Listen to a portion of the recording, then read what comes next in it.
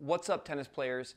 In today's video, I'm going to kind of review and give a warning about some things I've seen the way my favorite training aid, the Topspin Pro, is being utilized from what I can see on the internet. Now, when it comes to improving, a lot of times you got to just go out there, try to hit a bigger ball, have a bigger ball coming at you. That's certainly a good way to get better. But anytime there's something that's detail-oriented, a technique, or something you just want to slow down and look at, this is a great training aid to use. Just a stationary ball that allows you to work on it.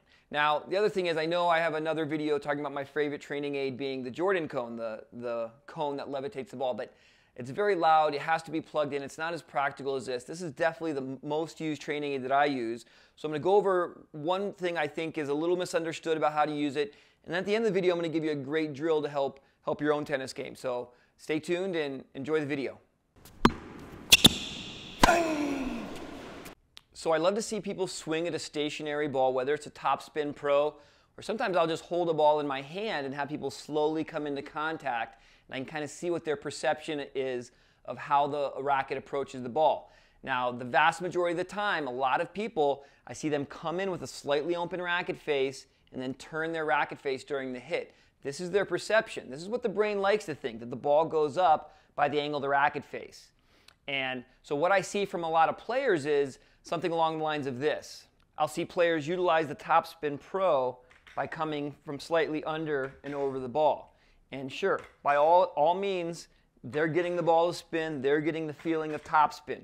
But again, this training aid is only as good as the information you have while using it.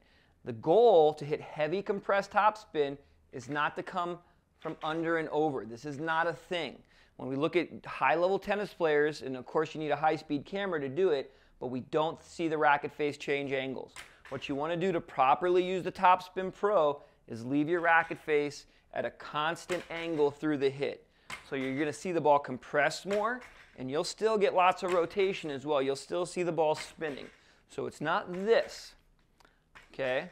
Try to keep the racket face closed through the hit.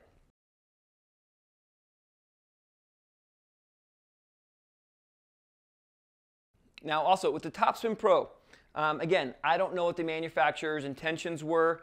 I'm not even really big on reading instruction manuals. Unfortunately, that's worked against me many times. But to me, these guides are much more to help you with the angle of the racket face rather than the swing path. When we really break it down, pro tennis, or high-level tennis, we very rarely see a swing go up that steep in that manner. Even when they're in a lot of trouble, they'll go up. They're still going to be hitting up, 45 or slightly higher degrees. But on a typical forehand, they're going up maybe 30 degrees out and up through the ball. So when you're hitting this, remember, this is just a guide for your racket face. Don't be afraid to come into this top guide when you hit.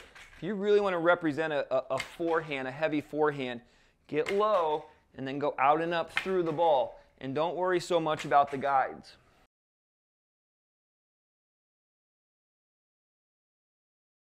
So this is why, honestly, when I utilize the Topspin Pro, I like to just take the top guide off, because the bottom guide still kind of implies that racket face, and then it lets you go through the ball a little more, and then you don't have to worry about hitting anything, and you can still just focus on the stroke. Now, honestly, I do wish the ball would protrude a little more. I find when I really have an accurate swing path, sometimes my racket will strike these black things. But again, I'm about hitting the ball correctly and accurately, and that's what's going to happen. It doesn't happen all the time. So if you do it right, probably will just make the ball really spin. So what I want you to do with your Topspin training aid is this. So with your own Topspin Pro training aid, try to take your top guide off, and then what I want you to do is just really take note of how long you can get the ball to spin.